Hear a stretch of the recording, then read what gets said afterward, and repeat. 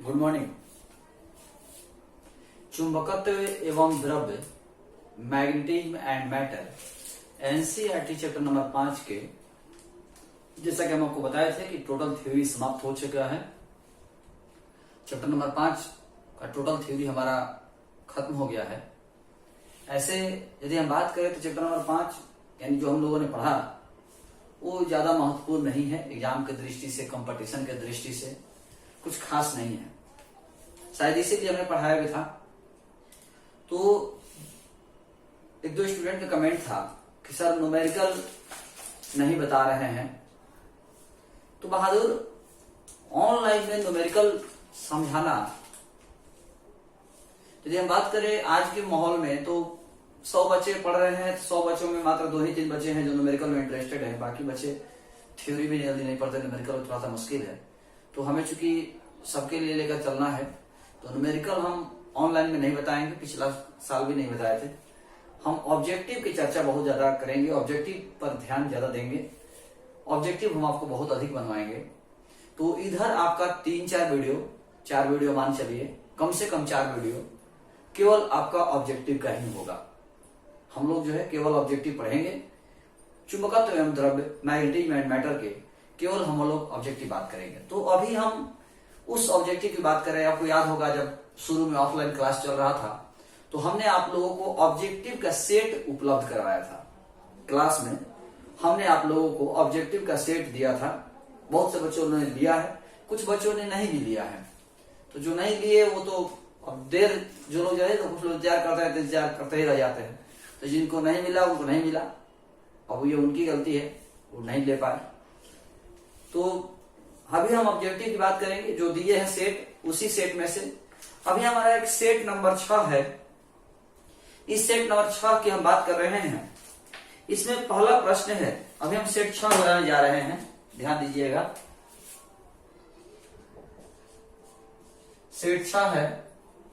इसमें आपका फर्स्ट प्रश्न है कि चुंबकीय क्षेत्र बी में, कोई चुंबकीय क्षेत्र है, चुंबकीय क्षेत्र बी में स्थित एम चुंबकीय आघूर्ण, चुंबकीय क्षेत्र बी में स्थित एम चुंबकीय आघूर्ण वाले धारापास कहें या धारावाही कुंडली कहें, धारापास कहें या धारावाही कुंडली कहें, बात एक ही है।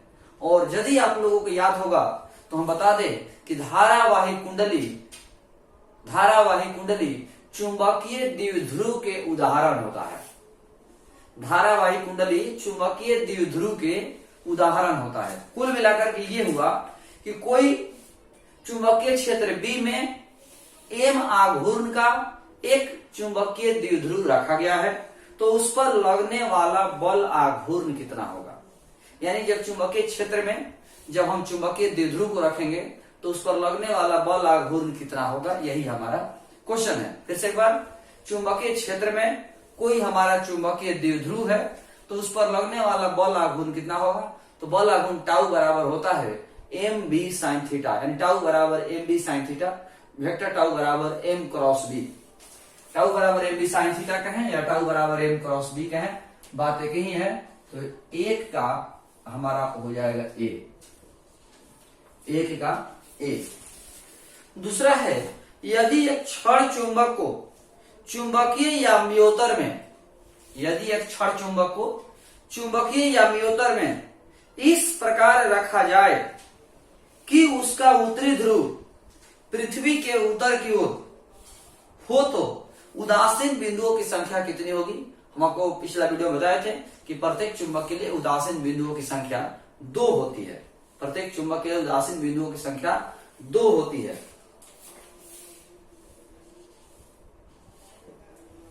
तीसरा प्रश्न है, यदि किसी चुंबक को लंबाई के लंबवत 2 भागों में विभक्त कर दिया जाए तो निम्नलिखित में से किसका मान अपरिवर्तित होगा। आपको एक वीडियो दिए थे, याद होगा। उस वीडियो में हमने केवल यही पॉइंट समझाया था कि किसी चुंबक को लंबाई के लंबवत 2 भागों में काटेंगे तो क्या होगा, चौड़ाई के लंबवत 2 भागों में काटेंगे तो क्या होगा, लंबाई और चौड़ाई के लंबवत 4 भागों में काटेंगे तो क्या होगा। इस तरह से हमने एक वीडियो बना करके आपको दिया था, उस वीडियो को देखिएगा। तो इस प्रश्न में कह रहा है कि यदि किसी चुंबक को लंबाई के लंबवत 2 भागों में काटा जाए तो निम्नलिखित में से कौन सी राशि अपरिवर्तित होगा, किस राशि पर कोई प्रभाव नहीं पड़ेगा, कौन सी ऐसी राशि है जिस पर कोई प्रभाव नहीं पड़ेगा, कौन सी ऐसी राशि है जो परिवर्तित नहीं होगा। तो है ध्रुव सामर्थ्य। ध्रुव सामर्थ्य कहें या ध्रुव प्राबल्य कहें, ध्रुव सामर्थ्य कहें या ध्रुव प्राबल्य कहें, ध्रुव सामर्थ्य कहें या ध्रुव प्राबल्य कहें, बात एक ही है। 5वां है, जब किसी चुंबक को इसके मध्य बिंदु से किसी चुंबकीय क्षेत्र में लटकाया जाता है तो इस पर कार्यकारी टॉर्क यानी बल आघूर्ण, टॉर्क महत्तम तब होगा जब चुंबक का अक्ष चुंबकीय क्षेत्र के समानांतर हो, चुंबकीय क्षेत्र के लंबवत हो, चुंबकीय क्षेत्र से 45 डिग्री के कोण पर हो, चुंबकीय क्षेत्र से 60 डिग्री कोण पर हो। कह रहा है कि लगने वाला बल आघूर्ण महत्तम कब होगा, लगने वाला बल आघूर्ण महत्तम कब होगा, लगने वाला बल आघूर्ण महत्तम कब होगा। तो फॉर्मूला होता है टाउ बराबर mb sin थीटा, टाउ बराबर mb sin थीटा। तो ये टाउ मैक्सिमम कब होगा, तो जब थीटा बराबर 90 डिग्री होगा। टाउ मैक्सिमम कब होगा, तो जब थीटा बराबर 90 डिग्री होगा, यानी चुंबक का अक्ष चुंबकीय क्षेत्र के लंबवत हो, चुंबकीय क्षेत्र के लंबवत हो। 5 का बी, 5 का बी। एक 4 नंबर क्वेश्चन छूट गया, उसको देख लेते हैं। चुंबक की ज्यामितीय लंबाई और चुंबकीय लंबाई में क्या संबंध है, चुंबक की ज्यामितीय लंबाई और चुंबकीय लंबाई में क्या संबंध है। तो बहादुर फॉर्मूला तो ऐसे हम पढ़ाए हैं, चुंबकीय लंबाई बटा ज्यामितीय लंबाई 5/8, चुंबकीय लंबाई बटा ज्यामितीय लंबाई 5/8, सॉरी ये 5/6, चुंबकीय लंबाई बटा ज्यामितीय लंबाई 5/6, LM बटा LG बराबर 5/6। अब इसमें फॉर्मूला देख लीजिए, तो LM बराबर 5/6 LG, ऑप्शन नंबर ए होगा, 4 का ए। 6 नंबर देखिए, निम्नलिखित में से किसका अस्तित्व नहीं होता है, निम्नलिखित में से किसका अस्तित्व नहीं होता है, कौन सा है जिसका इसमें अस्तित्व ही नहीं है। निम्नलिखित में से किसका अस्तित्व नहीं होता है। बहादुर सिंगल एक अकेला ध्रुव की कल्पना नहीं की जा सकती, ऐसा हमने बताया है। कभी भी एक अकेला ध्रुव यानी केवल नॉर्थ कहें या केवल साउथ कहें, इसकी कल्पना नहीं की जा सकती है। केवल एक नॉर्थ हो या केवल एक साउथ हो पॉसिबल नहीं है, यानी एक अकेला ध्रुव की कल्पना नहीं की जा सकती है, एक अकेला ध्रुव की कल्पना नहीं की जा सकती है, यानी ऑप्शन नंबर बी, 6 का बी। 7 नंबर देखिए, किसी छोटे चुंबक के मध्य बिंदु से, किसी छोटे चुंबक के मध्य बिंदु से समान दूरी पर अक्षीय तथा निरक्षीय स्थिति में चुंबकीय क्षेत्र का अनुपात कितना होगा। अक्षीय स्थिति में और चुंबकीय निरक्षीय स्थिति में चुंबकीय क्षेत्र का अनुपात कितना होगा। आपको जानते होंगे, याद होगा आप लोगों को कि चुंबक के कारण अक्षीय स्थिति में चुंबकीय क्षेत्र और निरक्षीय स्थिति में चुंबकीय क्षेत्र का जो अनुपात है वो 2:1 होता है। अक्षीय स्थिति में चुंबकीय क्षेत्र और निरक्षीय स्थिति में चुंबकीय क्षेत्र का जो अनुपात है वो 2:1 होता है। 7 का बी।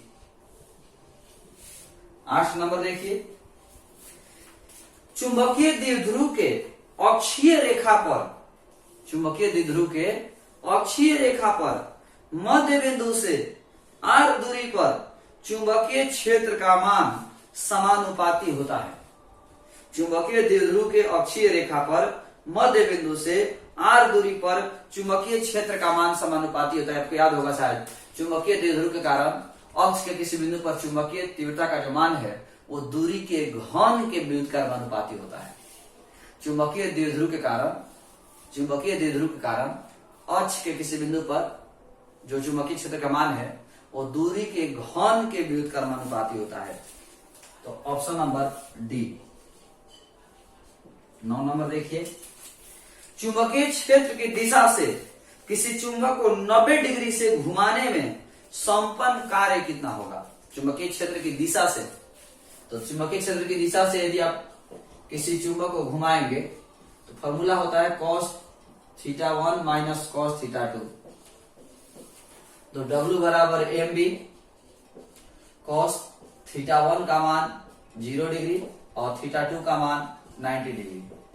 तो cos 0 डिग्री चुंबकीय क्षेत्र की दिशा से 90 डिग्री घुमाने पर, तो 0 डिग्री से 90 डिग्री, तो W बराबर mb, cos 0 डिग्री का मान 1, cos 90 डिग्री का मान 0, तो W बराबर mb। घुमाने में किया कितना होगा, तो W बराबर mb। 9 का C। 10 नंबर देखिए, चुंबकीय क्षेत्र का मान घटने से चुंबकीय सुई का आवर्तकाल क्या होगा। चुंबकीय क्षेत्र का मान जब घटेगा तो सुई का आवर्तकाल कितना होगा। जब चुंबकीय क्षेत्र का मान घटेगा तो आवर्तकाल क्या होगा, तो फॉर्मूला पढ़ाए हैं T बराबर 2 पाई अंडर रूट आई बटे एम बी। T बराबर 2 पाई अंडर रूट आई बटे एम बी। जब चुंबकीय क्षेत्र का मान घटेगा तो आवर्तकाल का मान बढ़ेगा, ऐसा हमने पढ़ाया है, तो ये थ्योरी पढ़ा रहे थे। चुंबकीय क्षेत्र का मान घटेगा तो आवर्तकाल का मान बढ़ेगा। Option number B. 10 का बी। 11 नंबर देखिए, एक समान चुंबकीय क्षेत्र बी में, एक समान चुंबकीय क्षेत्र बी में द्विध्रुव आघूर्ण एम के चुंबक के अस्थायी संतुलन में स्थितिज ऊर्जा का मान कितना होगा। अस्थायी संतुलन, एक वीडियो बताए थे आपको याद होगा कि स्थितिज ऊर्जा का मान जब मिनिमम होगा तो अस्थायी संतुलन होगा, और जब स्थितिज ऊर्जा का मान मैक्सिमम होगा तो अस्थायी संतुलन होगा। स्थितिज ऊर्जा का मान मिनिमम होगा तो अस्थायी संतुलन, और स्थितिज ऊर्जा का मान मैक्सिमम होगा तो अस्थायी संतुलन। तो यहाँ पर स्थितिज ऊर्जा का मान जो है दिया हुआ है, पहले तो अस्थायी संतुलन दिया है, और अस्थायी संतुलन दिया है तो स्थितिज ऊर्जा का मान मिनिमम होगा, और स्थितिज ऊर्जा का मान जो मिनिमम होता है वो U बराबर माइनस एम बी होता है। स्थितिज ऊर्जा का मान जो मिनिमम है वो U बराबर माइनस एम बी होता है। 12 नंबर देखिए, समान साइज के दो छोटे चुंबक परस्पर लंबवत हैं। दो गो छोटा चुंबक है, दोनों परस्पर लंबवत है तथा क्रॉस चेन बनाते हैं। यदि उनका चुंबकीय आघूर्ण क्रमशः m और 2m हो तो निकाय का परिणामी चुंबकीय आघूर्ण कितना होगा। दो गो चुंबक है, दोनों एक दूसरे के लंबवत है। एक का चुंबकीय आघूर्ण m है, दूसरे का चुंबकीय आघूर्ण 2m है। तो कह रहा है कि परिणामी चुंबकीय आघूर्ण कितना होगा। तो फॉर्मूला पढ़ाए हैं आर स्क्वायर बराबर A square plus B square plus 2ab cos theta. तो लंबवत दिया है तो थीटा का मान 90 डिग्री रखेंगे, ए का मान m, बी का मान 2m, 2a का मान m, b का मान 2m और cos 90 डिग्री। सॉल्व कर देंगे या तो अंडर रूट 5m हो जाएगा। 12 का सी। 13 नंबर देखिए, ध्रुव प्रबलता का ऐसा ही मात्रा क्या होता है। ध्रुव प्रबलता कहें, ध्रुव प्राबल्य कहें, ध्रुव सामर्थ्य कहें, ध्रुव शक्ति कहें। ध्रुव प्रबलता कहें, ध्रुव प्राबल्य कहें, ध्रुव सामर्थ्य कहें, ध्रुव की शक्ति कहें, बातें कही हैं। ध्रुव प्रबलता का ऐसा ही मात्रा एम्पियर मीटर होता है। 13 का सी। ध्रुव प्रबलता का ऐसा ही मात्रा एम्पियर मीटर। 13 का सी। गतिशील आवेश उत्पन्न करता है, ये तो बहुत बार बता चुके हैं। स्थिर आवेश केवल विद्युत क्षेत्र, गतिमान आवेश विद्युत क्षेत्र चुंबकीय क्षेत्र दोनों एक समान वेग से या समरूप वेग से गतिमान आवेश केवल चुंबकीय क्षेत्र उत्पन्न करता है। तो यहाँ पर गतिशील आवेश उत्पन्न करता है विद्युत क्षेत्र चुंबकीय क्षेत्र दोनों। 14 का सी। 15 है, निकेल कौन सा पदार्थ है। तो लौह चुंबकीय पदार्थ है। निकेल जो है लौह चुंबकीय पदार्थ है। 15 का सी। ये रहा हमारा ऑब्जेक्टिव 1 से लेकर 15 तक। यदि आपको कोई ऑब्जेक्टिव में प्रॉब्लम हो तो आप सवाल कर सकते हैं। ऐसे आप ऑब्जेक्टिव का जो आंसर है उसका स्क्रीनशॉट ले लीजिए, और वीडियो यदि आपको ऑब्जेक्टिव प्रॉब्लम हो तो फिर से वीडियो रिवर्स करके भी देख सकते हैं, सवाल भी कर सकते हैं। इसमें कुछ सब्जेक्टिव क्वेश्चन दिया हुआ है, हम सब्जेक्टिव क्वेश्चन की चर्चा करते हैं। पहला क्वेश्चन है, एक समान चुंबकीय क्षेत्र बी में स्वतंत्र रूप से झूलते हुए छड़ चुंबक के दोलन काल का व्यंजक प्राप्त करें। पहला क्वेश्चन दिया हुआ है कि एक समान चुंबकीय क्षेत्र बी में स्वतंत्र रूप से झूलते हुए छड़ चुंबक के दोलन काल का व्यंजक प्राप्त करें, यानी T बराबर 2 पाई अंडर रूट I बटा में MB। इसी फॉर्मूला को सिद्ध करने के लिए कह रहा है। T बराबर 2 पाई अंडर रूट I बटा में MB, इस फॉर्मूला को सिद्ध करने के लिए कह रहा है। आप इसको सिद्ध करेंगे। दूसरा है, अनुचुंबकीय पदार्थ और प्रतिचुंबकीय पदार्थ में क्या अंतर है। अनुचुंबकीय पदार्थ और प्रतिचुंबकीय पदार्थ में क्या अंतर है।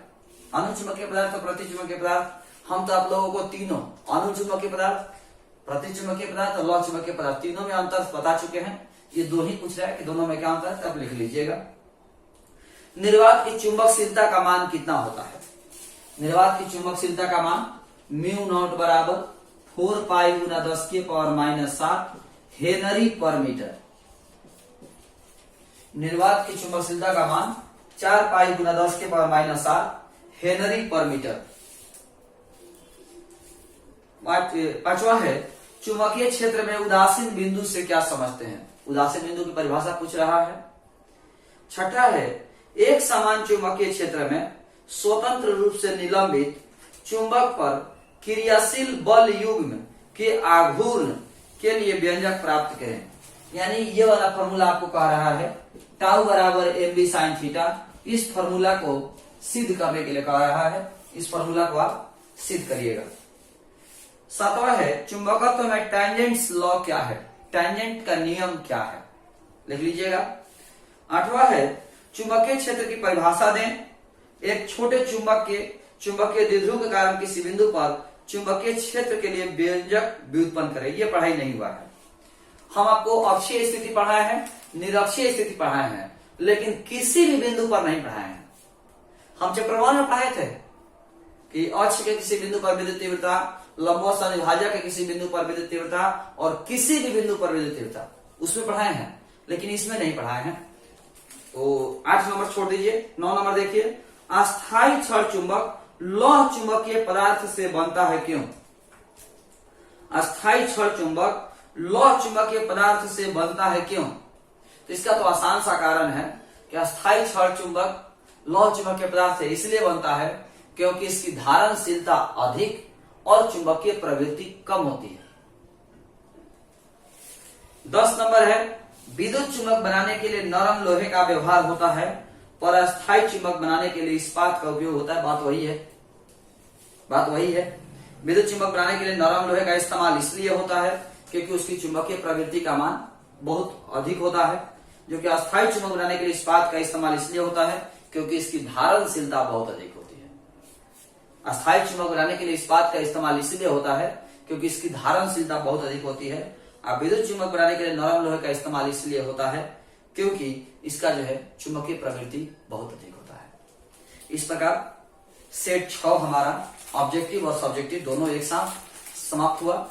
नेक्स्ट वीडियो में अगले पेज में एक ऑब्जेक्टिव लेकर के मिलेंगे। तो इस वीडियो को आप 2 बार 3 बार देखिएगा तो सारा ऑब्जेक्टिव क्लियर हो जाएगा। ऐसे ऑब्जेक्टिव पर ज्यादा ध्यान दीजिएगा। यदि चूंकि अब क्या कहिएगा, माहौल ही उस तरह से चल रहा है, नहीं तो एग्जाम में आपको ऑब्जेक्टिव और सब्जेक्टिव दोनों पर ध्यान देना था, लेकिन चूंकि जिस तरह से माहौल चल रहा है तो अभी आपको ऑब्जेक्टिव पर ज्यादा फोकस करना होगा, ऑब्जेक्टिव पर ज्यादा ध्यान देना है। तो हम इसमें चुंबकत्व एवं द्रव्य में कम से कम 4-5 वीडियो ऑब्जेक्टिव पर जरूर देंगे। तो आज के इस वीडियो में इतना ही।